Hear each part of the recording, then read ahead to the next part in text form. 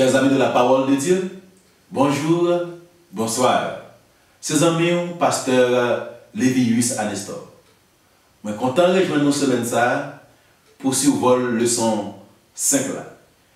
Mais avant tout, je ne vais pas oublier de remercier vous parce que vous abonnez et surtout vous partagez l'étude là avec vos amis pour l'évangile qui arrive plus loin, pour la vie plus monde qui a changé. Bon Dieu, pas manquer, pas béni. Leçon c'est maintenant, les titres comme ça. Les résurrections avant la croix. Les résurrections avant la croix. Prions le Seigneur.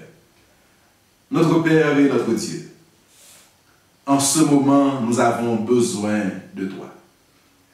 Tandis que nous nous approchons de ta sainte parole, prière de nous éclairer par ton Esprit Saint, pour la pleine édification de nos âmes. Nous te prions au nom de Jésus. Amen. Dans la leçon maintenant, moi j'ai deux questions. Est-ce qu'après Jésus-Christ, tu as un homme de Dieu qui ressuscite dans ton tombeau et qui ne va jamais mourir encore? Est-ce que ça a jamais fait dans l'histoire après Jésus-Christ? Deuxième question, comment récolter le bien dans la vie? Dans la leçon maintenant, nous allons chercher réponse à la question ça et plein d'autres encore. Alors, nous allons dans un verset à mémoriser, mais il y a un bagage que je voulais attirer l'attention sur lui.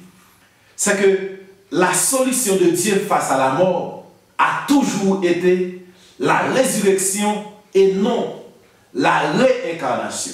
Parce que l'homme, non, il n'a pas une âme flottante. L'homme est une âme. Et c'est pourquoi il est dit dans l'évangile johannique, le 11e chapitre, les versets 25 et 26, il est dit, c'est le verset à mémoriser, il est dit, Jésus lui dit, je suis la résurrection et la vie. Celui qui croit en moi vivra, quand même il sera mort. Et quiconque vit et croit en moi ne mourra jamais. Crois-tu cela? Regardez bien, chers amis, que Jésus-Christ dit, je suis la résurrection. Ça veut dire, Jésus montre que c'est celle-là qui a le pouvoir pour ressusciter les morts. Et toute la contrefaçon qui gagne, il n'y a pas de résurrection, parce que depuis on mourir seulement Jésus qui a ressuscité. Je suis la résurrection, la article défini. Je suis la résurrection et la vie. La vie ici, le mot grec, c'est Zoé. Il y a deux types de vie, généralement, que langue grecque là, les rapporter. C'est la vie bios, qui c'est la vie biologique, la vie physique telle que nous la connaissons, la vie. Mais il y a également la vie Zoé. La vie Zoé, c'est la vie éternelle. La vie éternelle, la vie immortelle. Il a dit, celui qui croit en moi vivra, quand même il sera mort. Ici, la mort, c'est la mort physique. Et on va voir, il dit, et quiconque vit et croit en moi ne mourra jamais. Pourquoi on ne mourra jamais quand on croit en Christ? C'est parce que la mort pour le chrétien, c'est un sommeil. La partie du dimanche a pour titre la résurrection de Moïse. Dans la partie ça, nous allons répondre. Première question que nous poser. Est-ce qu'il y a un homme, à l'exception de Jésus-Christ, qui ressuscite dans le tombeau et qui ne va jamais mourir encore?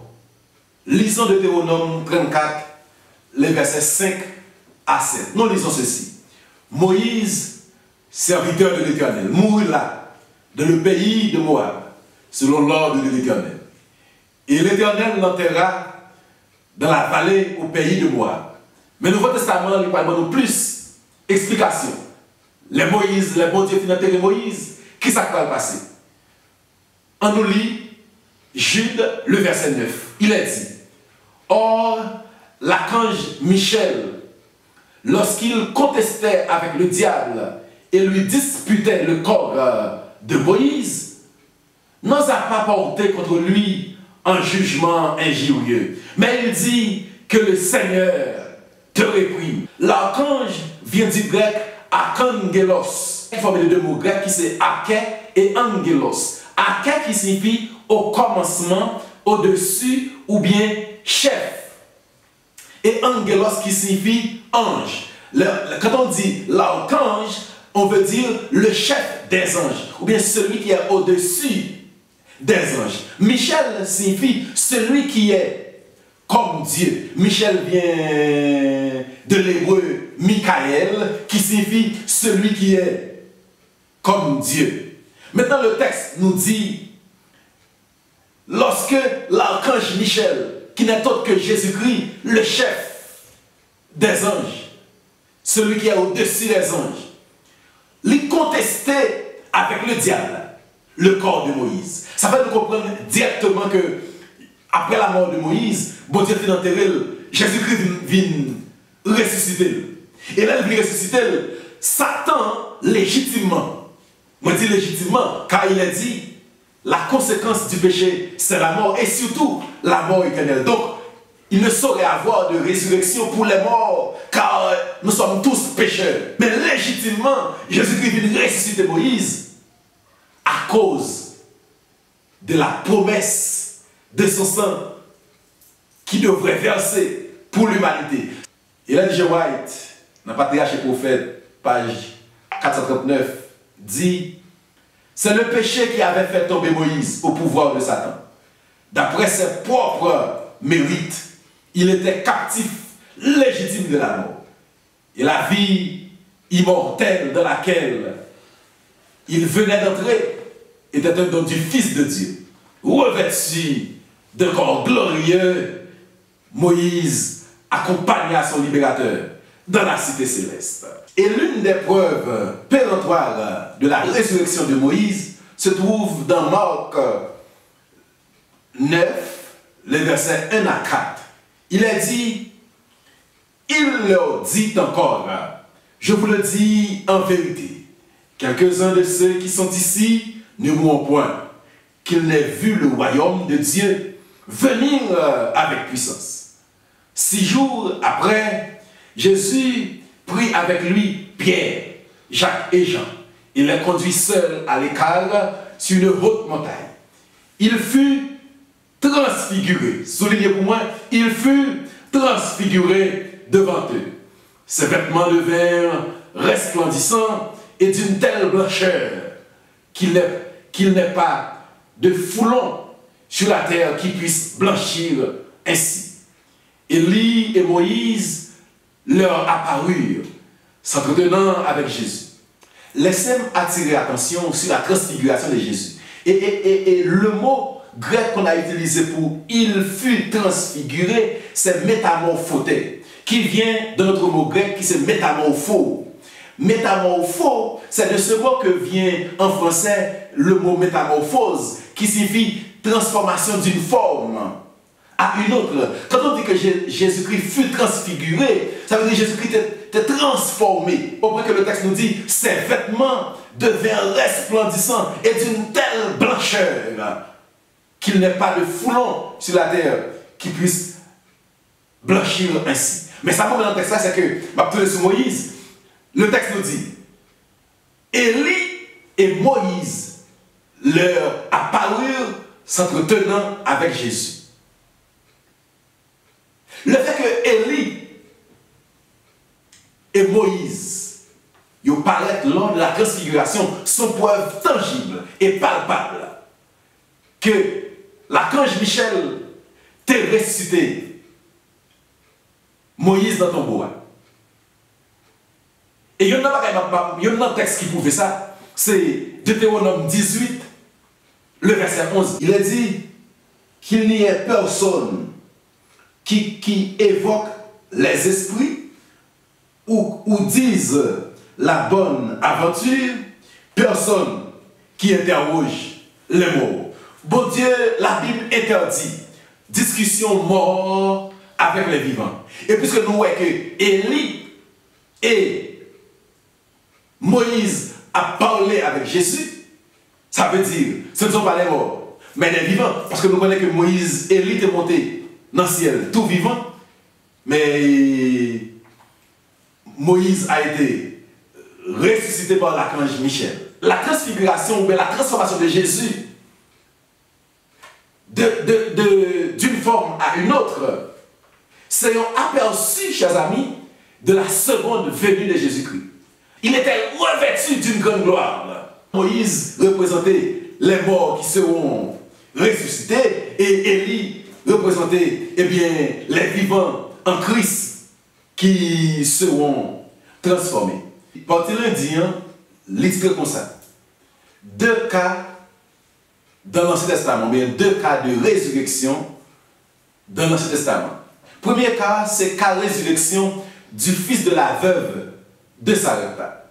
Nous tous nous connaissons l'histoire de la veuve de Sarepta qui te prend soin Élie, tandis qu'il n'y a pas de grand moyen, mais il te prend soin Élie durant la grande sécheresse qui frappait Israël. Il ne faut pas oublier que Sarepta, c'est une ville qui est en dehors d'Israël, c'est une ville païenne.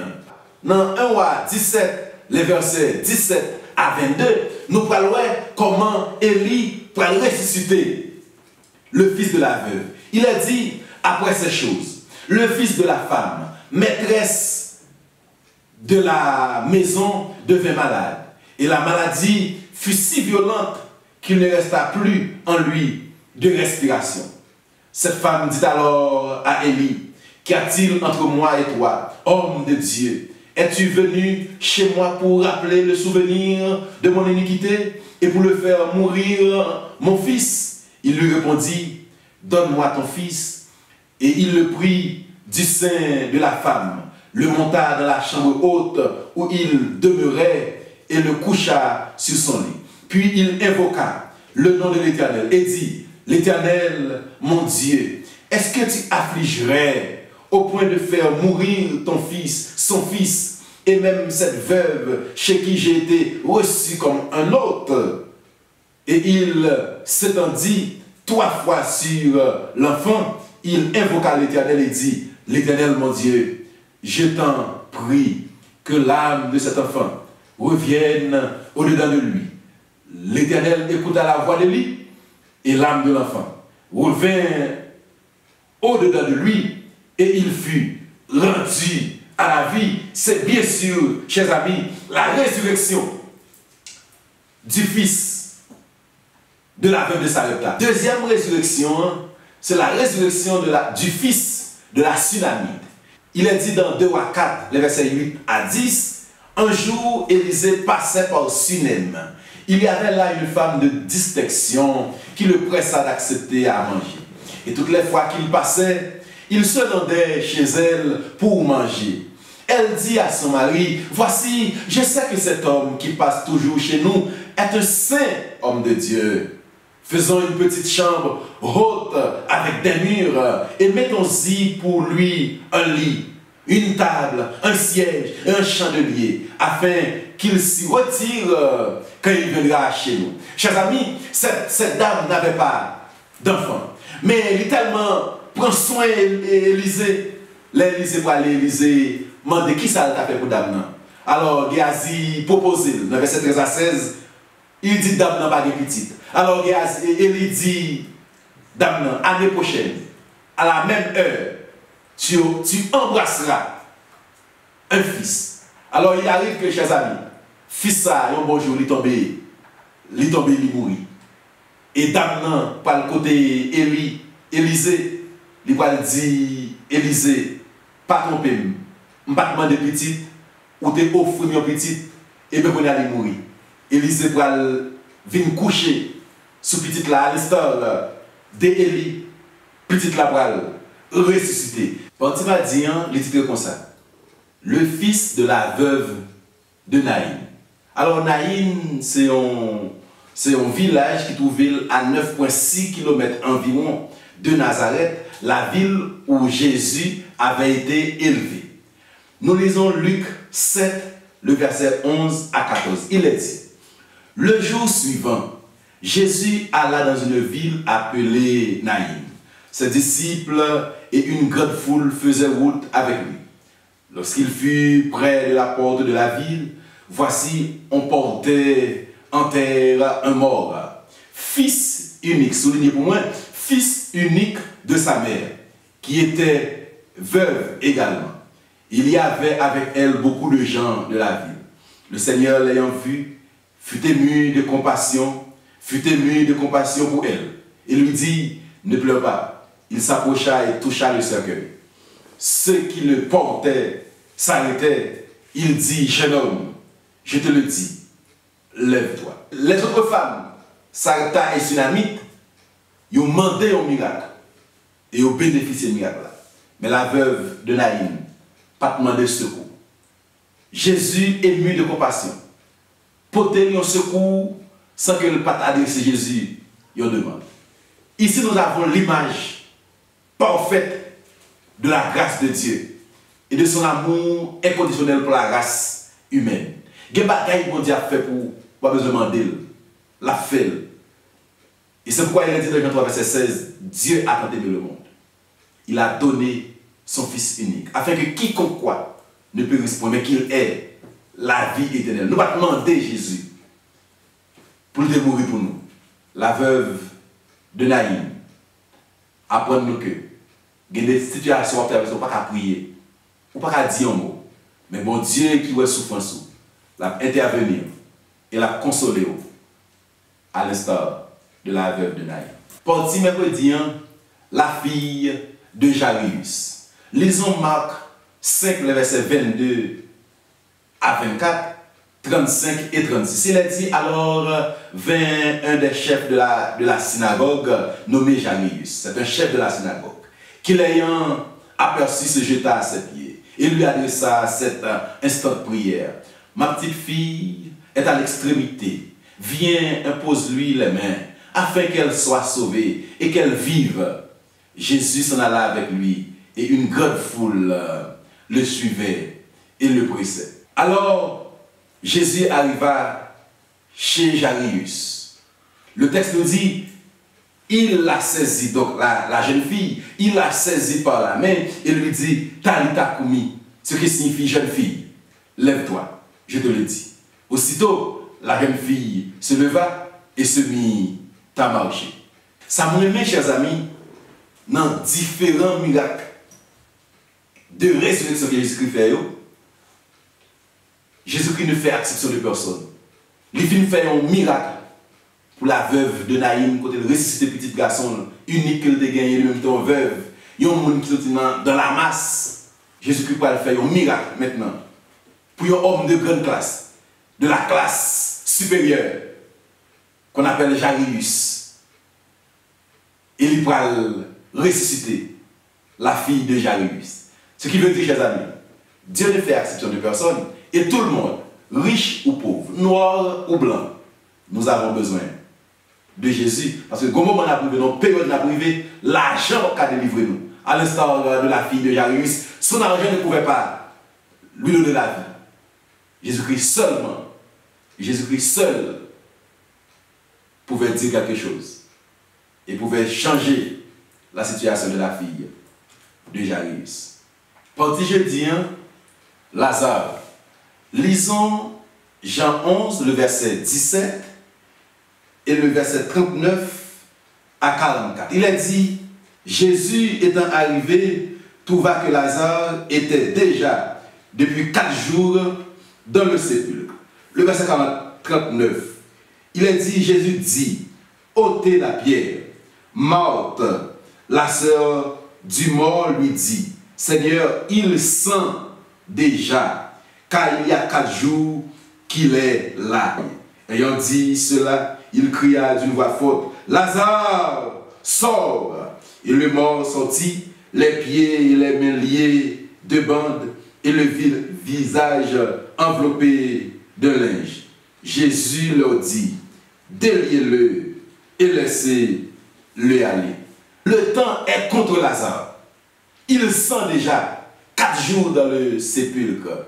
Lazare est en décomposition. Je ne connais pas quelle situation que le temps faut douter de réalisation. Peut-être, vous avez 33 ans pour vous marier. Vous dites que double 6 mourir dans mon temps à l'Akito. Peut-être que vous avez 50 ans pour vous avoir petit. Vous dites que c'est trop tard pour. Avec Jésus, ce n'est pas le temps qui compte. C'est la volonté de mon Dieu qui compte. Le texte nous dit tout ça qui passe, elle est fait pour la gloire de Dieu manifestée. Et m'a prié mon Dieu pour cette situation. Gloire à mon Dieu, manifester la donne. Parti vendredi, je vais répondre à la question que je me posée dans l'introduction. Comment récolter le bien dans la vie? Quand nous rejoindre faire du bien.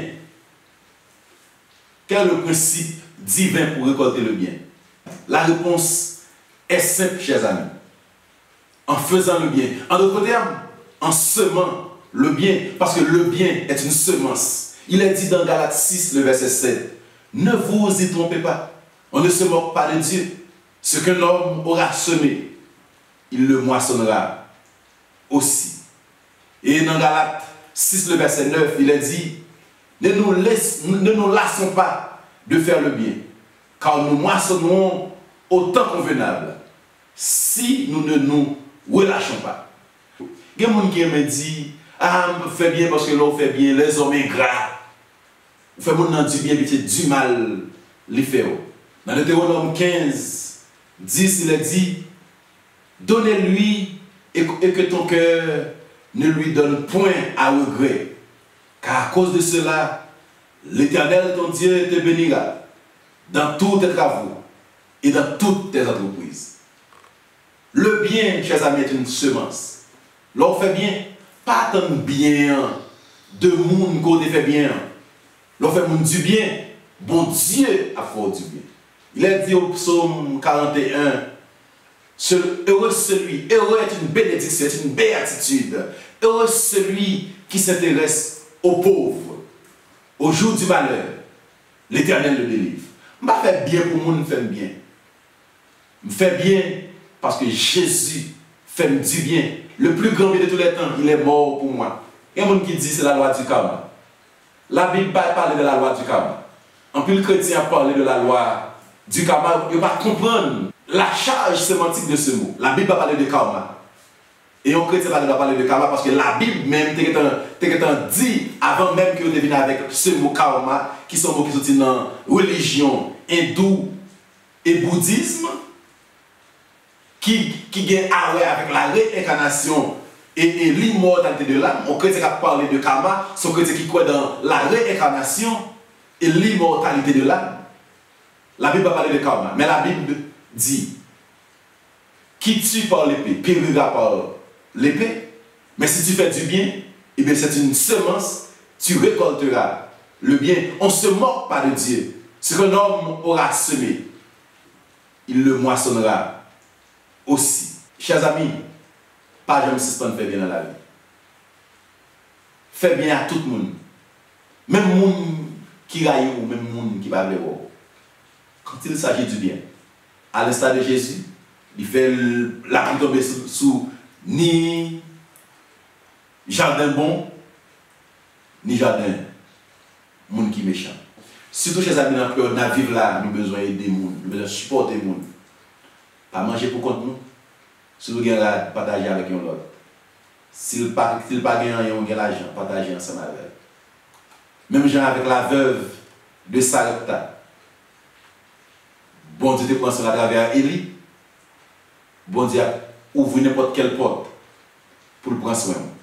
Parce que si vous prenez soin Élie, ni vous pas de doit mourir, manger pas de doit finir la caillou, petit tout pas mourir, et si vous êtes malade, bon Dieu a intervenu, même dans intervenir pour le fils de la veuve de Sarepta.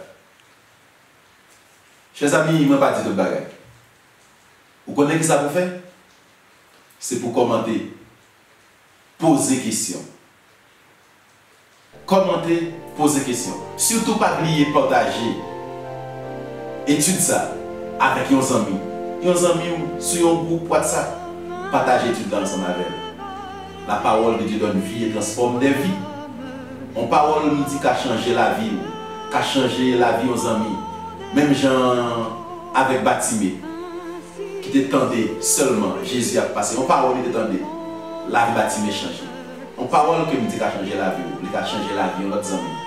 Pas suspendre, partager, étudier. Pas oublier abonner. Pour chaque fois que nous publions un message, ou bien une étude biblique, pour qu'à recevoir directement. Priez pour moi, je prie pour vous. je vais être un objectif pour nous tous qui, ensemble avec nous, pour prier pour nous. Priez pour moi.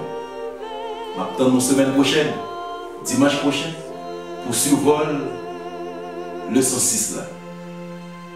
Bonne semaine. Que Dieu vous bénisse abondamment.